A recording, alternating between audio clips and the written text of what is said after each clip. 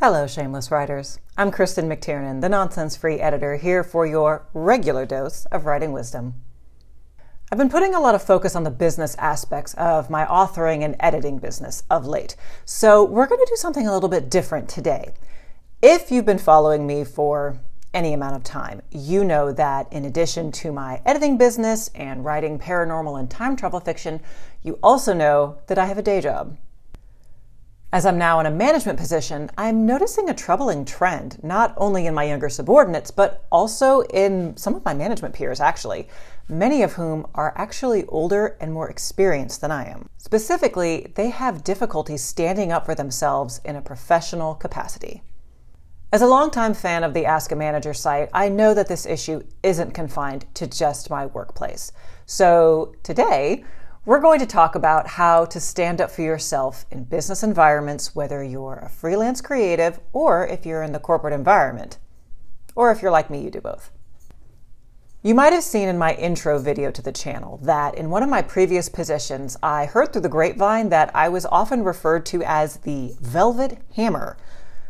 When I first heard that, I was pretty surprised because I'd never been involved with a conflict with any of my colleagues. I hadn't had any arguments, I didn't have any ongoing cold wars, I didn't even have any break room drama. But after digging a little bit deeper, I found out that simply being a no-nonsense person was viewed as being so rare as to deserve a nickname. I even had other managers come to me asking me to break bad news to peers. As a Marine Corps veteran in particular, I found this odd. It might be indicative of some toxic leadership, in fact. But that assumption was wrong. This fear of conflict at my previous job, even at the lowest level, is so strong in the entire modern workplace that many workers end up feeling taken advantage of on a daily basis. It is not because their supervisor or their coworkers are bad people, but rather it's because they themselves were so unwilling to push back that they feel out of control and put upon every day at their job. This is so unnecessary. Obviously, comporting oneself in the workplace is such a varied subject, and it would be impossible to handle it all in one video. So I've narrowed it down to the big topics that really seem to trip people up and leave them stewing at their desk with a knot in their stomach. The first is when you find yourself on the receiving end of accusations. Often these come in the form of passive-aggressive jabs rather than direct confrontations, because that's the world we live in now. But we all know that these low-key, snide remarks are meant to actually accuse us of something, maybe of incompetence, or of not caring enough, or maybe even straight-up malfeasance. Because of their passive nature, sometimes people will be tempted to ignore these comments. They'll just seethe silently to themselves at the injustice of it all, but figure it's not worth the trouble of bringing it up. Don't do this. So what do you do instead? In short, you tackle it head on, which I know is easier said than done, and it's always anxiety-inducing. But it helps to go in by using negotiating tactics that you practice in advance. Chris Voss wrote a wonderful book that can teach you these tactics. Never Split the Difference is enjoyable, accessible, and it actually teaches you a new skill instead of just inspiring you like a lot of other nonsensical self-help. Voss also has a masterclass. I haven't taken it, so I can't vouch for it, but if his book is any indication, it's marvelous and it's helpful.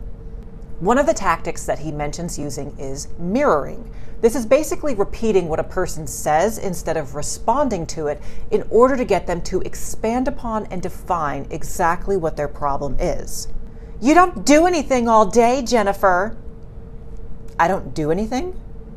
This keeps the ball in their court and makes them prove the accusation that they've just lobbed at you.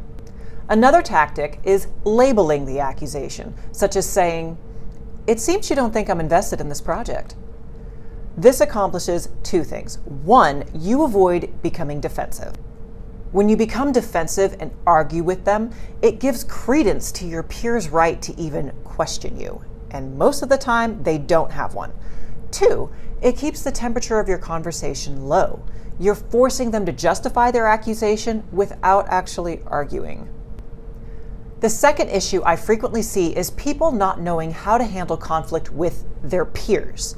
We all know that we have to obey the boss. It doesn't matter what job you're in, you have to. Whether they're the boss who actually does your performance review or maybe just a boss who assigns you work, most of us understand our role and under what circumstances we can push back on a superior. But peers can be something of a landmine. The reason for this is that the world is full of people who genuinely think they have the right to tell you what to do. And because they act like they're an authority, our response is to think that they have it. But 99% of these people are wrong. They get away with it because we as humans like to avoid conflict, and bullies are great at identifying conflict-averse people, aka victims. If you're an adult, you probably have some insight into your own personality and what types of conflict you're willing to endure. So for those of you who hate conflict in all its forms and find yourself being bossed around by someone who is not your boss, it's important to ask these questions. 1. Does this person have the ability to fire me or perform a disciplinary action? And 2, does this person have influence with a person who can fire me or discipline me? If the answer to both of those questions is no, then they are your peer. Now, there is such a thing as soft power. For instance, a person who has a great deal of experience or simply tenure within the organization. They might be good to listen to if they're giving you advice. But no matter how many years of experience a person has, a peer has no right to assign you duties. No peer has the right to treat you poorly. I get up in arms about this one in particular because right out of college I worked as a receptionist, and my life was full of peers who would dump their work on me. They didn't want to do it, so they strolled up to my desk and presumed to give me orders. For what it's worth, they also helped themselves to candy, to tissues, and even my flip phone because apparently anything on the receptionist's desk is public property, even if said receptionist purchased it herself and labeled it with her name. Seriously, people, act right with your support personnel. So what do you do with these presumptuous peers who try to assign you work or encroach on your time? Obviously, avoid them if you can. This is generally the most effective, and a simple refusal will often do the trick. No, I'm sorry, I can't go to happy hour with you. I have a family conflict. No, I'm sorry, I don't have time to go to that meeting you said I'm required at. If that fails, loop in your supervisor. Jenny asked me to do these spreadsheets for her, but I'm working on another project. Did she run this assignment by you? Or if you're the victim of an aggressive meeting invite, ask for an agenda. Then you'll be able to say to your supervisor, Jenny says I'm required at this meeting, but I'm working on another project. I plan to decline the invite. If your manager has a problem with you declining, they'll say so. But notice the phrasing. You're not asking.